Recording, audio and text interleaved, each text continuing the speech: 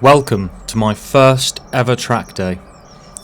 On this track day I am using my budget Suzuki GSXR600 SRAD. I've had the bike for a number of years, but it's sat unloved for many of them. I've recently done a series on the channel where I do some work on the bike and get it ready for this track day with the hopes of doing more track days in the future. Wow.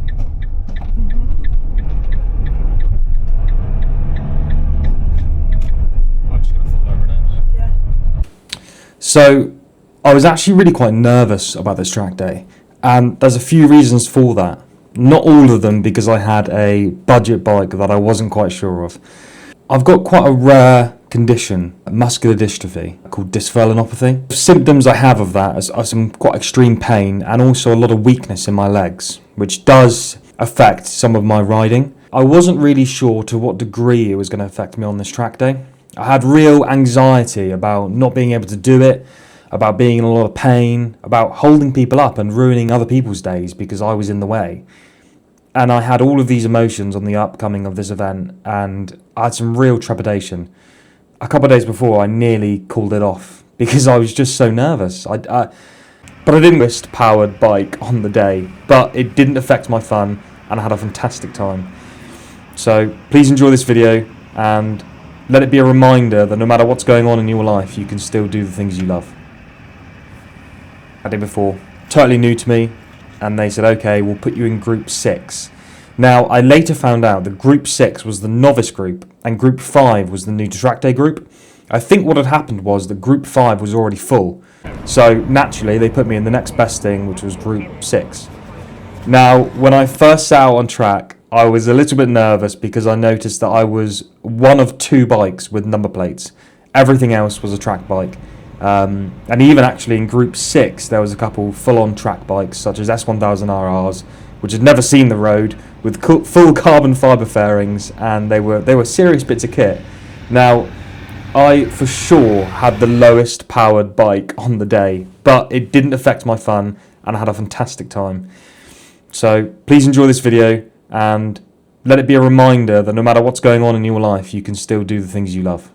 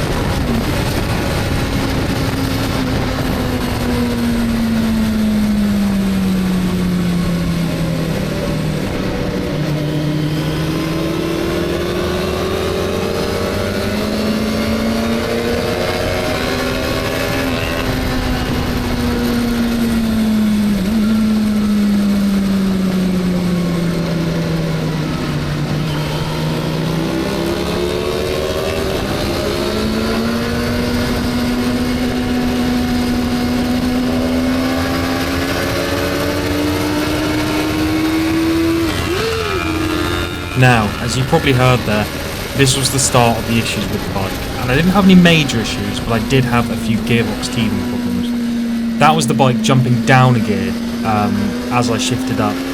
This could be partly due to my shifting method, because of the lack of mobility I have in my ankles, I tend to shift a bit weirdly. I have always noticed on this bike that if the chain tension isn't set perfectly, it will tend to do this, and this does happen a few times on this lap. Another issue with it was that it kept popping into neutral instead of going from first to second. Again, this tends to be because the chain isn't perfectly tensioned. Bit unusual, but we ended up sorting it out.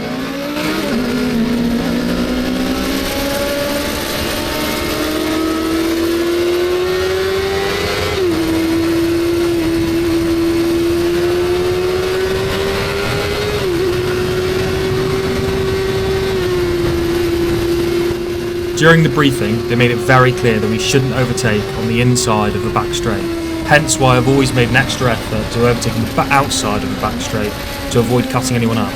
For whatever reason, the CBR decided to overtake on the inside, and for a short period we were 3 abreast.